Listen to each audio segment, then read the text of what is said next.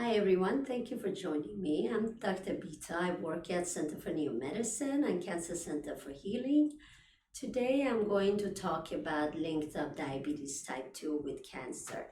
According to American Institute of Research, diabetic patient doubles the risk of developing cancer of liver, pancreas, and endometrial.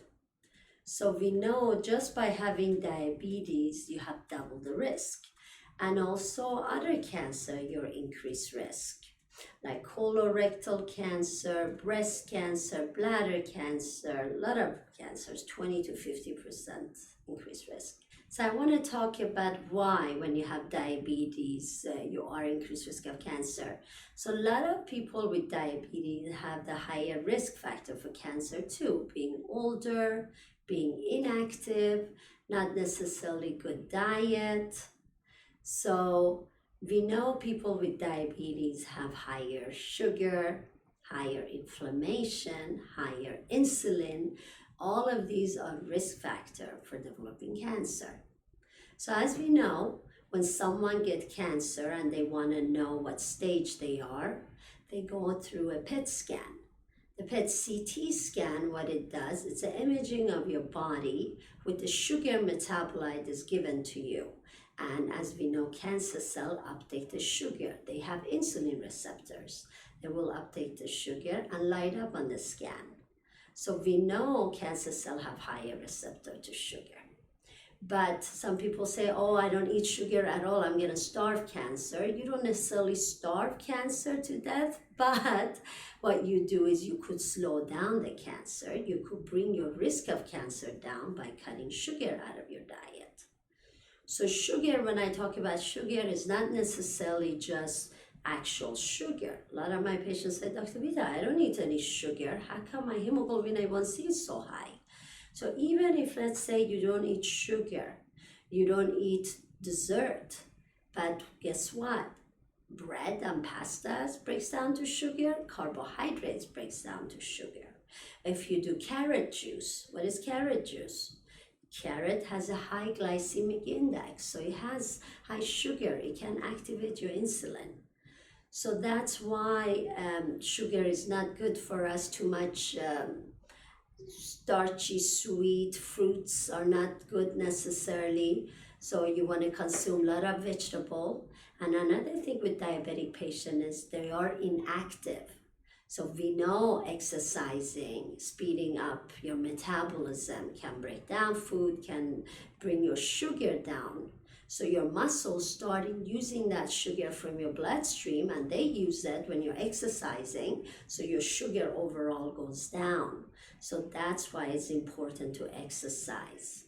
So we know just by exercising, you decrease your risk of cancer, you decrease your risk of memory, dementia, memory loss. So exercise is good in general for our health, for our mood, for everything. Anti-aging. So how much exercise is important? At least 20 minutes. But if you're 30, 40 years old and say, oh, I take my dog out for a walk 20 minutes, that's not an exercise for you. You need to get your heart rate up. You need to sweat.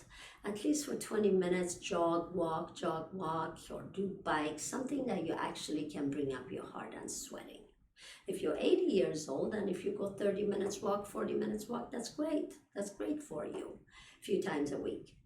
So another thing with diabetic patient, they do have a lot of inflammation. As we know, with cancer, if patients have inflammation, there's worsening of their cancer. So cancer itself can cause inflammation in the body.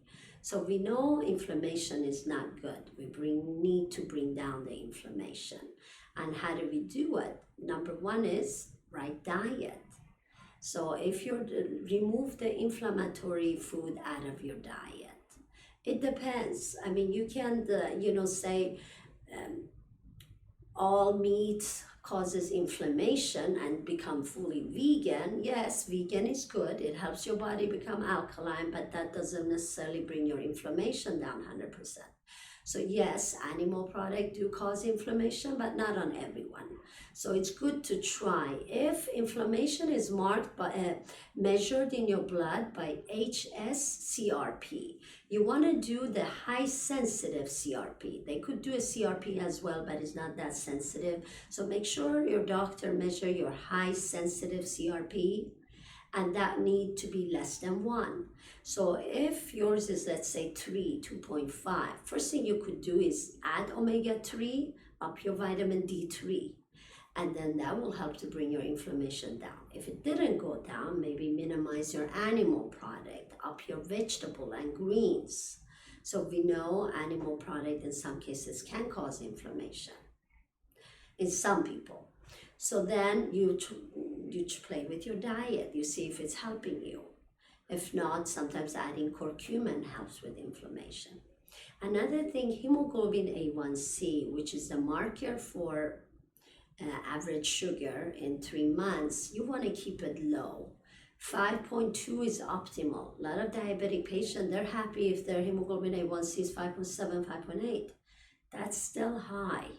You want to add exercise, you want to cut down on your carbohydrate, and then have a smaller meal and up your exercise to improve your hemoglobin A1c. For me, for patients who never had cancer, for optimal health and anti-aging, I say hemoglobin of 5.2 is optimal. I myself always kept my hemoglobin A1c 4.7, 4.8. Because I did a lot of fasting, exercise, all that, that will bring your hemoglobin A1c down. So even 4.7, 4.8 is great. Anti-aging, less than 5 if someone has cancer or history of cancer, you want to bring your hemoglobin A1c less than 5. But I know a lot of people out there with diabetic and on medication, they're happy when their hemoglobin A1c is 5.6, but it should actually be lower. Also to bring down the risk of cancer. You want to make sure your sugar is low, you want to make sure your inflammation is low, and then also up your greens and exercise. Another drug that doctors use for diabetes type 2, the metformin, it's a great anti-cancer drug too.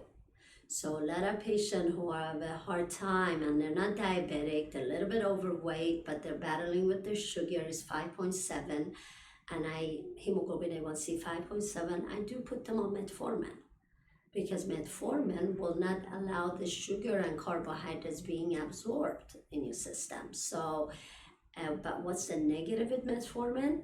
Your CoQ10 and B12 will go down.